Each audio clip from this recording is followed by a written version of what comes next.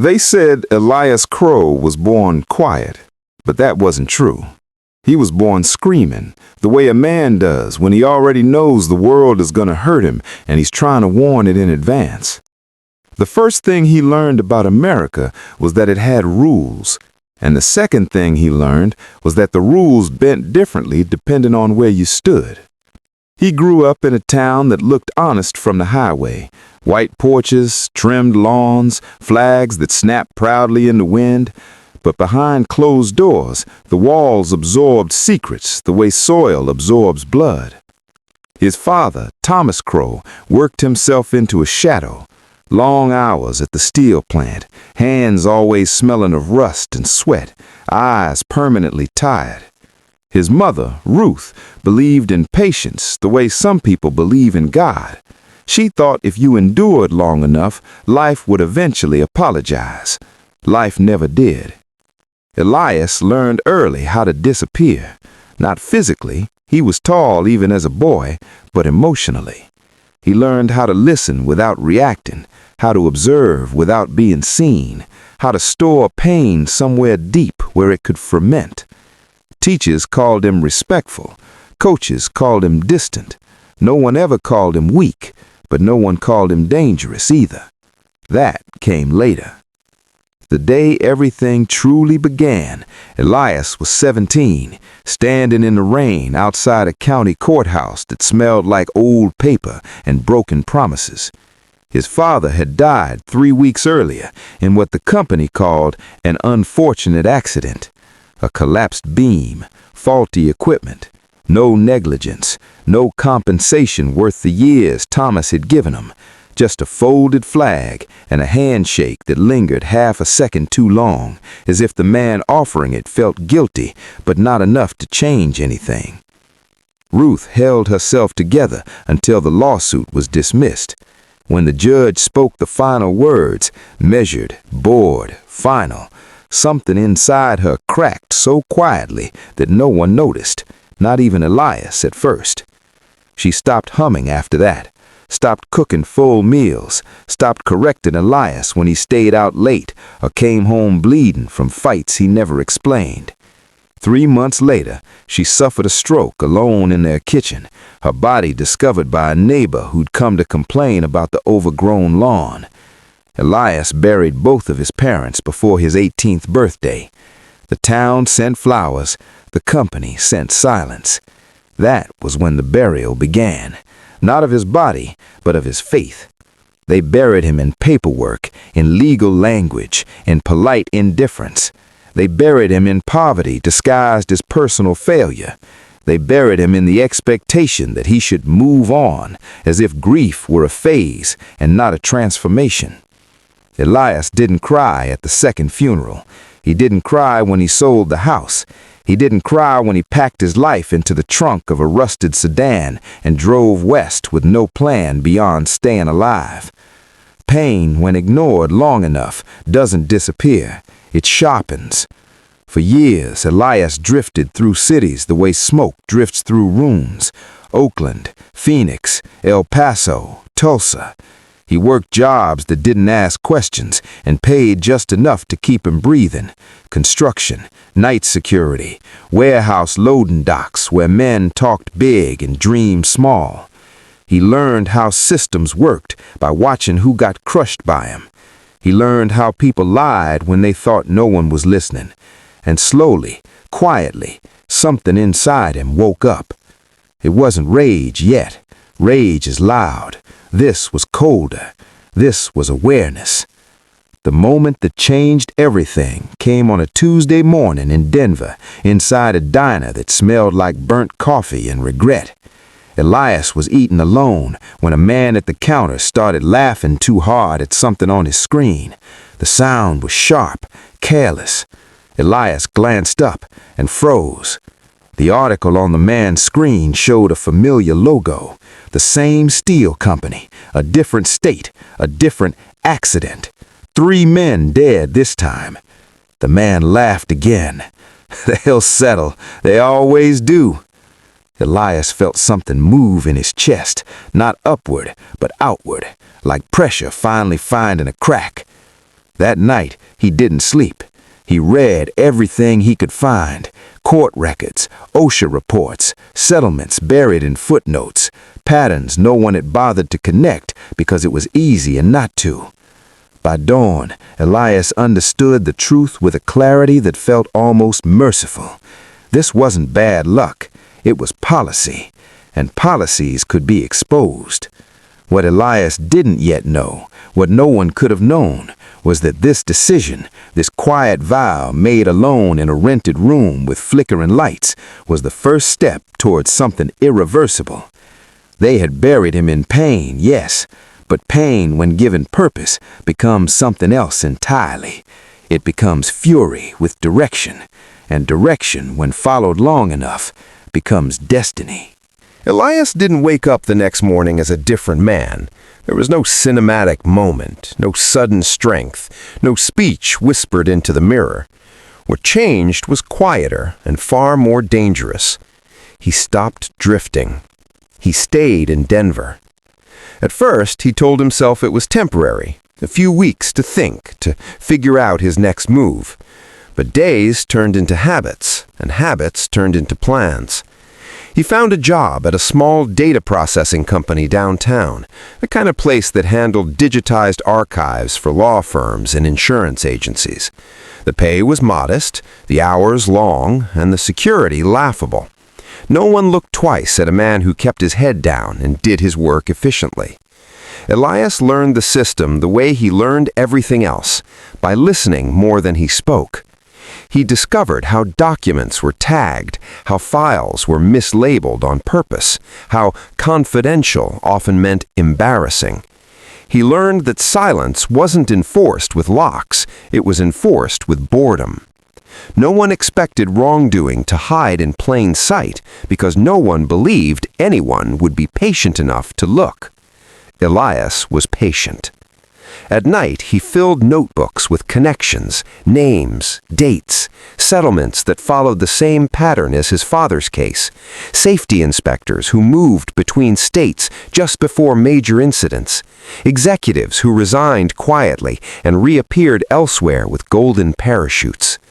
The more he uncovered, the more a strange calm settled over him. This wasn't revenge, not yet. Revenge required emotion. What Elias felt was clarity. He wasn't alone for long. Her name was Marissa Hale, and she sat 3 desks away from him. She had sharp eyes and the habit of tapping her pen against her teeth when she was thinking. Most people assumed she was anxious. Elias recognized focus. They didn't speak for weeks, not beyond polite greetings, but one night, long after everyone else had left, she rolled her chair over and spoke as if continuing a conversation they'd been having for years. "You're not supposed to access those folders," she said quietly. Elias didn't look up. "Neither are you." She smiled, not kindly, but with interest. Fair enough. That was how it began, not with trust, but with mutual recognition, the kind that passes between people who have both seen something rotten and decided not to look away. Marissa had her own reasons: a brother injured in a factory fire that was officially blamed on employee error, a settlement that came with a non-disclosure agreement thick enough to choke on, a mother who still waited for an apology that never came. Together, they worked like surgeons, slow, precise. They didn't steal documents outright, that would have been obvious. They copied patterns, logged metadata, noted inconsistencies, built a case not on outrage, but on inevitability. Months passed. Elias changed without noticing. His shoulders squared. His voice grew steadier. He stopped apologizing when he spoke. The pain that had once lived behind his ribs moved outward, coating his thoughts, sharpening his instincts. He wasn't consumed by fury, but he was learning how to summon it. The first time he tested it was small. An anonymous package sent to a regional journalist known for chasing lost causes. Inside were public records arranged in a way that told a story no headline could ignore. No note, no name. 2 weeks later, the article dropped. It didn't accuse, it asked questions, and questions, when asked publicly, have weight. The company responded the way Elias knew they would: dismissal, denial, reassurances about isolated incidents. But something shifted. Stock prices trembled, legal departments stirred, internal emails grew frantic. Elias watched it all from a distance, his expression unreadable. Then the warnings started. A strange car parked outside his apartment for 3 nights in a row. A supervisor casually asking about his career goals. An email from HR reminding employees about data access policies, copied to everyone, but clearly meant for someone specific. Marissa noticed too. "They're circling," she said one night, her voice low. "We should slow down." Elias shook his head. "If we slow down now, they win." "What if they bury us?" He met her eyes. "They already buried me once." That was when fury finally arrived, not as chaos, but as resolve. Elias didn't lash out, he prepared. He diversified access points, moved copies of files to places no single warrant could touch. He learned how whistleblowers vanished, not physically, but professionally, and planned accordingly. He started speaking to people outside the system: former inspectors, retired union leaders, a lawyer in St. Louis who had tried and failed to bring a class action suit years earlier. Each conversation added fuel. Each truth sharpened the blade. The breaking point came on a winter evening when Marissa didn't show up for work the next day, or the next. Her phone went straight to voicemail. By the 3rd day, Elias drove to her apartment. The door was unlocked. Inside, everything looked normal, too normal. No struggle, no mess, just absence. On the kitchen table sat a single envelope. Inside was a severance agreement bearing her name, dated that morning. Generous, final, silent. They hadn't fired her. They'd erased her. Elias stood there for a long time, the cold creeping into his bones. This was the moment, the one every story warns about, the one where men either retreat or burn everything down. He didn't scream, he didn't punch walls, he sat. And then he made a decision that would change the shape of his life forever. If they wanted silence, he would give them noise. Not the kind that fades, the kind that echoes. They had buried him in pain, tried to bury her in paperwork, tried to bury the truth under money and fear. They forgot one thing: graves don't hold fury forever. And Elias Crow was done waiting. If you're ready, say continue, and we'll go further, where the cost rises, the stakes explode, and Elias steps fully into the storm he's been building. Elias didn't disappear after Marissa was erased. That would have been expected. Instead, he did something far more unsettling. He stepped into the light. Not all at once, not recklessly, but deliberately, the way a man walks into deep water knowing exactly how long he can hold his breath.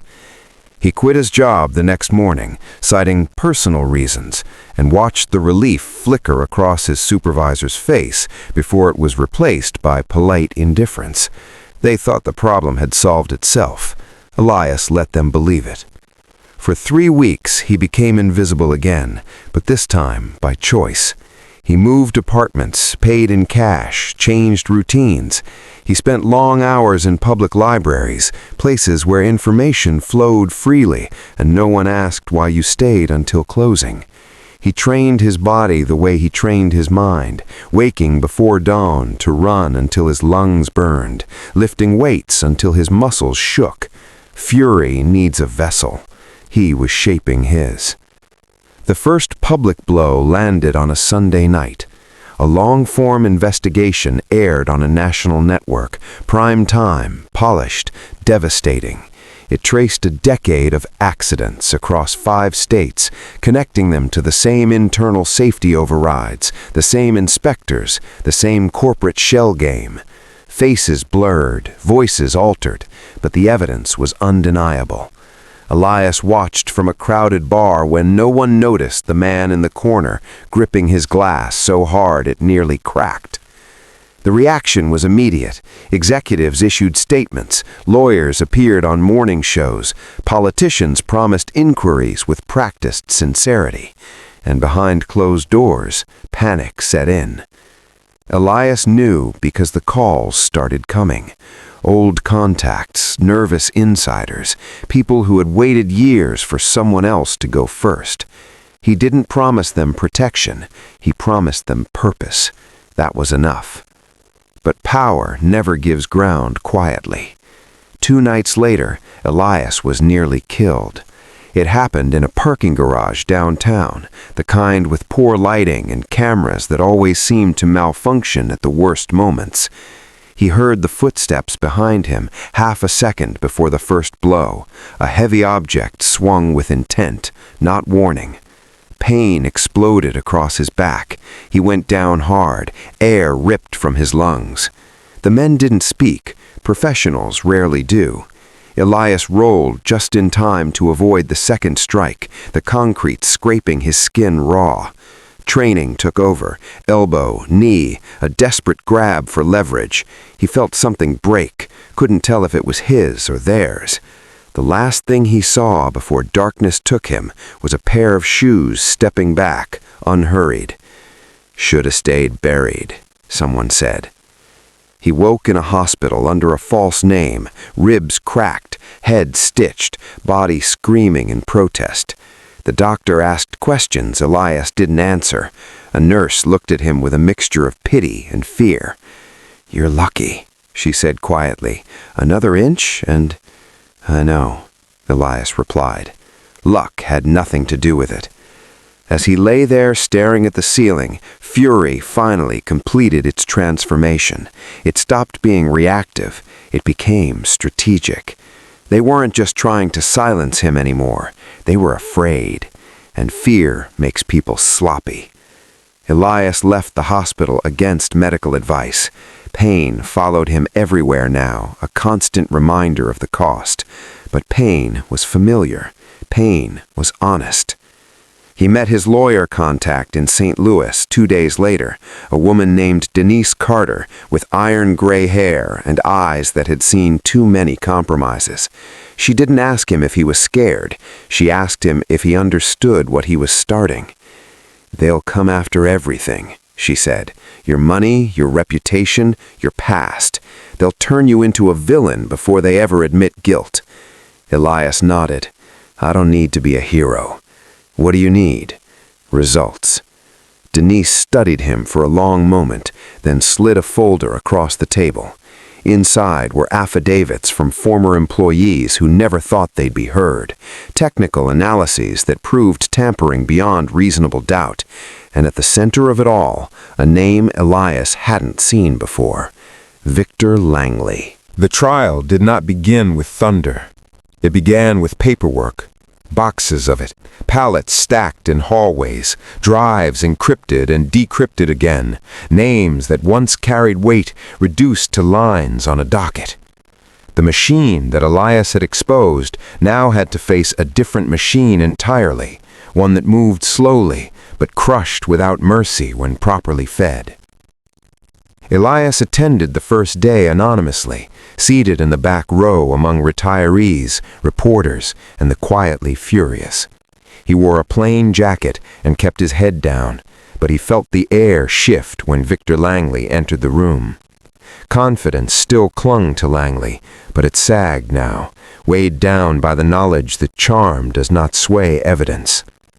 As witnesses took the stand, Elias listened to voices that sounded like echoes of his own past. Men describing near misses, women describing calls that came too late, families describing the exact moment life split into before and after. Pain filled the room, but this time it wasn't buried.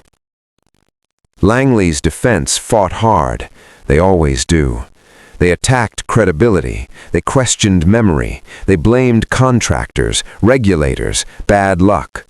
But the story no longer belonged to them.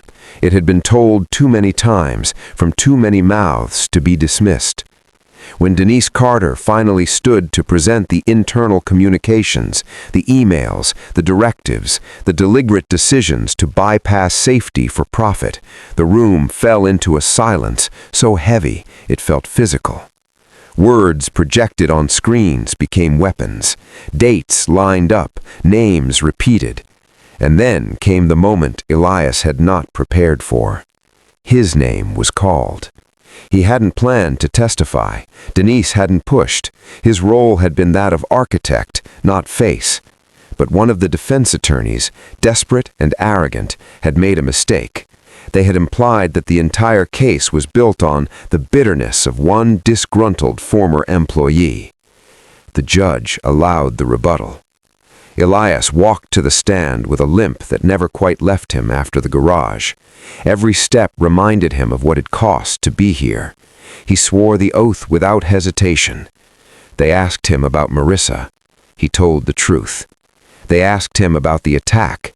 He told the truth. They asked him why he hadn't taken the money when he could have. That was when he finally looked directly at the jury.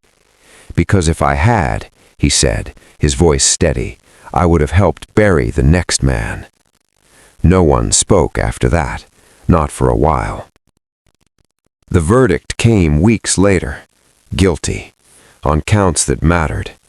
Sentences followed, not enough to balance the scales, nothing ever could, but enough to change the calculus, enough to make executives everywhere reread emails before hitting send, enough to make silence more expensive than truth.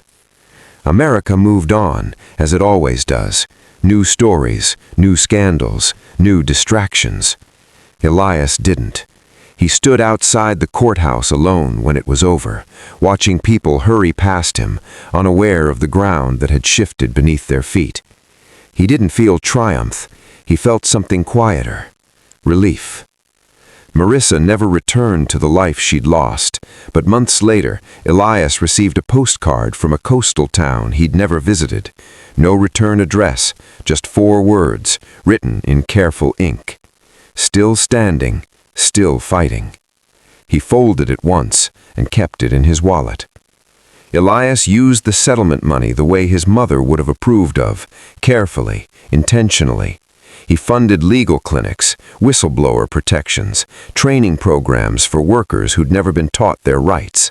He stayed out of the spotlight, refusing interviews, declining offers to tell his story for profit. Fury had carried him this far, but fury, he learned, is not a place to live.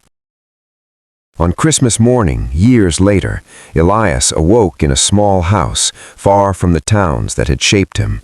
Snow fell softly outside, erasing footprints as quickly as they appeared. He made coffee, stood by the window, and felt something unfamiliar settle into his chest. Peace did not arrive as an apology from the world. It arrived as permission to breathe. They had buried him in pain, believing pain was an ending. They were wrong. Pain was soil, and from it rose a man who refused to stay silent, refused to stay small, refused to let the dead be forgotten. Not a legend, not a monster, just a man who stood up when standing hurt and kept standing anyway.